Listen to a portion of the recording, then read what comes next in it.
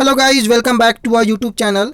Bihar STET की examination को लेकर के लगातार आप लोगों का प्रश्नों का जो सिलसिला है वो कमेंट्स के माध्यम से हमारे तक पहुंचता है और उनमें से कुछ चुनिंदा कमेंट्स को पिक करके उस पर मैं वीडियो क्रिएट करने का प्रयास करता हूं, जो कि आपके सवाल होते हैं और अमूमन जो ज़्यादा लोगों के जो कन्फ्यूजन्स होते हैं उन पे एक वीडियो क्रिएट करके पब्लिकली उस पर जो मैं जवाब देना उचित समझता हूँ। उसी सिलसिले से आज यह वीडियो जो मुख्य रूप से एक ऐसे वर्ड के ऊपर है, एक ऐसे शब्द के ऊपर है जिस शब्द का आप किसी भी प्रतियोगी परीक्षाओं की अगर आपने तैयारी की है और परीक्षा दी है तो वह शब्द आप तक भी ज़रूर पहुंचा होगा और एग्जामिनेशन के बाद इस वर्ड का जो वैल्यू होता है वो काफ़ी बढ़ जाता है। जी हाँ, वो वर्ड जो है कट ऑफ है। बिल्कुल आप सभी लोग इस चीज़ की इंतज़ार में होते हैं कोई भी एग्जामिनेशन देने के बाद कि कट ऑफ क्या होगा, क्या कट ऑफ से कम आने और ज़्यादा आने पे इफ़ेक्ट क्या पड़ता है। इन सभी मुद्दों पे मैं बात करूंगा, लेकिन सबसे बड़ा मुद्दा यहाँ पर यह है कि कट ऑफ मार्क्स जो होता है, क्या कट ऑफ से कुछ मार्क्स कम होने पर लोगों का सिलेक्शन होने की उम्मीद एकदम 9 के बराबर होती है। इस मुद्दे पर ज़्यादा फोकस रहेगा। कितनी प्रतिशत इस बात में सच्चाई है, इस बारे में हम लोग जानेंगे, समझेंगे। मेरिट लिस्ट के बारे में समझेंगे कि मेरिट लिस्ट बिहार एसटीईटी में किस प्रकार से क्रिएट होगा और अगर मेरिट लिस्ट में नाम नहीं आता है तो क्या स्थिति बनती है हमारे सिलेक्शन की, क्या मेरिट लिस्ट में नाम नहीं आने पे भी सिलेक्शन की गुंजाइश है। इन तमाम मुद्दों पे बात करेंगे, आपके सारे कन्फ्यूजन्स को लेंगे और भी आपके मन में डाउट होगा उसको भी हम लोग शामिल करने का प्रयास करेंगे। वीडियो शुरू करने के पहले आपसे रिक्वेस्ट होगा कि आप लोग अगर इस चैनल पर नए हैं तो सब्सक्राइब करके बेल आइकन को प्रेस कर लें और वीडियो अच्छा लगे तो एक लाइक ज़रूर करें। साथियों, एक प्रश्न जो आप लोगों के मन में चल रहा है रिजल्ट को लेकर के, सबसे पहले तो आंसर की को लेकर के था, आ गया, अब रिज़ल्ट को लेकर के और कट ऑफ को लेकर के है। मैं देखता हूं कि लगातार मैंने लास्ट बार भी मैंने फोकस किया था, लेकिन आज भी मैं देख रहा हूं कई माध्यमों से मेरे पास जो जानकारियां आ रही हैं कि लोगों का डिमोटिवेट करने का जो सिलसिला है वो लगातार जारी है। अब डिमोटिवेशन का स्तर इतना गिर गया है, लोगों का जो मानसिकता का जो सोच का स्तर इतना गिर गया है कि लोग ऐसे ऐसे वीडियो क्रिएट करके डिमोटिवेट कर देते हैं कि आपको पता ही नहीं लगेगा। खैर, वो उनकी अपनी मानसिकता है, मैं उन पर कोई टिप्पणी नहीं करना चाहूँगा, लेकिन इतना ज़रूर बोलूँगा आप लोगों से कि आप लोग समझें कि क्या सही है और क्या गलत है। रिज़ल्ट तो आएगा ही, मैं इस बात से शुरुआत करता हूँ कि रिज़ल्ट ज़रूर आएगा। ऐसी कोई भी संभावनाएं नहीं दिखती हैं कि रिज़ल्ट पे रोक लगे। ठीक है, रिज़ल्ट पे जाहिर सी बात है कि डिले हो सकती है, कुछ दिन पॉसिबिलिटी है, लेकिन रिज़ल्ट पे रोक लगे ऐसी कोई संभावनाएं नहीं दिखती हैं। हम अपनी वीडियो की ओर चलते हैं। देखिए, सबसे बड़ी बात कि कट ऑफ को लेकर के जहाँ तक बात होती है, जाहिर सा बात है कि सभी लोगों के मन में सवाल होता है कि कट ऑफ से मेरा मार्क्स कम आ गया, मेरा सिलेक्शन नहीं होगा, हम दूर हट गए। एक विद्यार्थी का मेरे पास कमेंट्स आया था कि सर, जैसे कि लोगों का जो ट्रेंड चल रहा है यूट्यूब के माध्यम से जो कट ऑफ आप लोगों तक भी पहुँचता होगा, उसमें उस विद्यार्थी का कमेंट्स था कि सर, मेरा मार्क्स जो भी कट ऑफ बताया जा रहा है उससे 3 मार्क्स कम हो रहा है, मैं क्या सिलेक्शन की उम्मीद करूं या ना करूं। मेरा मार्क्स 10 मार्क्स कम हो रहा है, सिलेक्शन की उम्मीद करूं या ना करूं। सर, मेरा जो कट ऑफ बताया जा रहा है उससे 10 मार्क्स ज़्यादा है, मैं क्या करूं। देखिए, सबसे बड़ी बात है, सबसे पहले आप यह समझिए कि कट ऑफ जो होता है वो उस मार्क्स को कहते हैं जिस मार्क्स तक मेरिट तैयार होता है। यानी कि 90 मार्क्स अगर आपका कट ऑफ होता है, सपोज कीजिए, मैं आपको एग्जाम्पल दे करके समझाता हूँ कि अगर 90 मार्क्स आपका कट ऑफ है और कैंडिडेट अगर आपका 70,000 एसएसटी में है लेकिन सीट 5,054 है, इस चीज़ पे ध्यान रखेंगे आप। एसएसटी की मैं बात करूं तो 5,054 एसएसटी में सीट है, कैंडिडेट 70,000 है। मेरिट कैसे बनेगा आप सभी को मालूम है, जो एसटीईटी का जो स्कोर होगा उसके डिक्रीजिंग ऑर्डर में हाईएस्ट टू लोएस्ट के हिसाब से जो है आपका मेरिट तैयार होगा।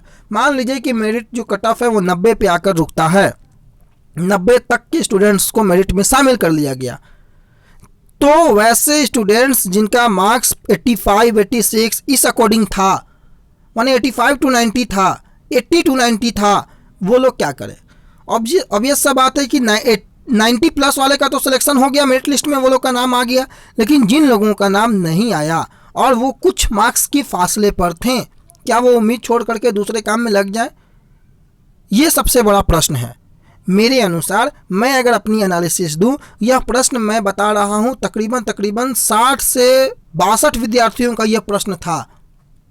मैं जब से STT वीडियो क्रिएट कर रहा हूँ लगातार यह प्रश्न आ रहा था। अब 50-60 विद्यार्थियों का जो यह प्रश्न था, उस प्रश्न का सबसे बड़ा जवाब यही है कि बिल्कुल नहीं। अगर आपका कट ऑफ से कुछ मार्क्स कम भी है तो भी आप सिलेक्शन की चांसेस को नहीं छोड़ेंगे। क्यों नहीं छोड़ेंगे? तर्क तो होना चाहिए।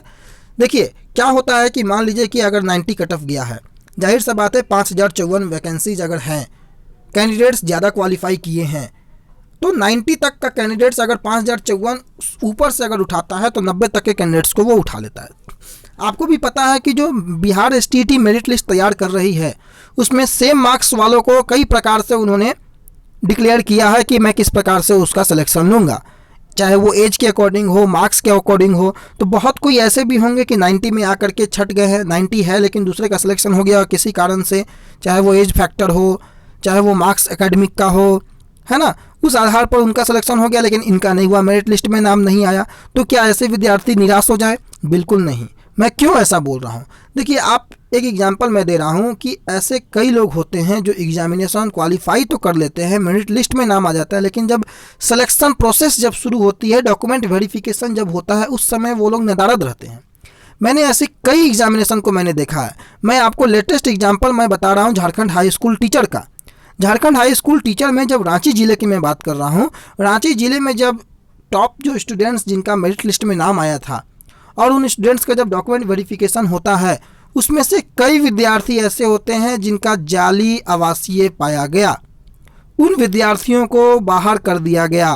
कईयों का डॉक्यूमेंट्स जो था वो गलत था, उनको बाहर कर दिया गया। अब जिनका सिलेक्शन मेरिट लिस्ट में हुआ था, नाम तो कुछ कम हो गए। उसके बाद क्या होता है? उसके बाद की स्थिति यह बनती है कि उसमें जिन लोगों का मार्क्स कम भी था उन लोगों को फिर डिक्रीजिंग ऑर्डर में उठाया गया और वहाँ जाकर के उनको वैल्यू दिया गया, उनको वेटेज दे करके उनका सिलेक्शन किया गया। वही स्थिति आप भले स्टेट अलग है लेकिन प्रोसेस जो होता है वो सेम होता है।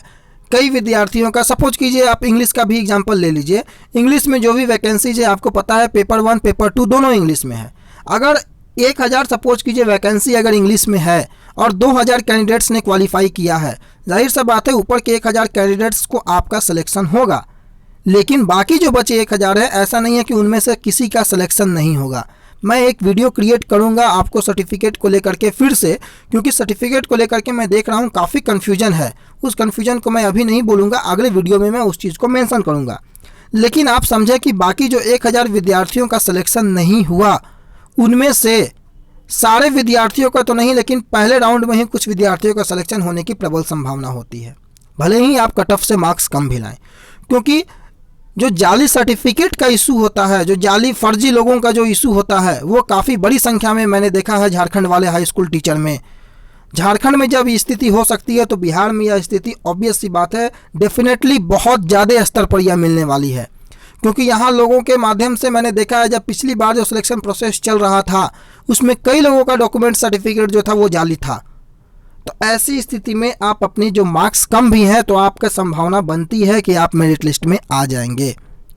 एक बार में नाम नहीं आएगा, कुछ समय लगेगा, लेकिन आप संभावनाएं आपके साथ बनी हुई हैं कि आपका सिलेक्शन होगा। लेकिन अगर आपका पहला मेरिट लिस्ट में नाम नहीं आया, आप छोड़ करके दूसरे काम में लग गए और इस पर कभी ध्यान ही नहीं दिए, तो आपके साथ नुकसान हो सकता है।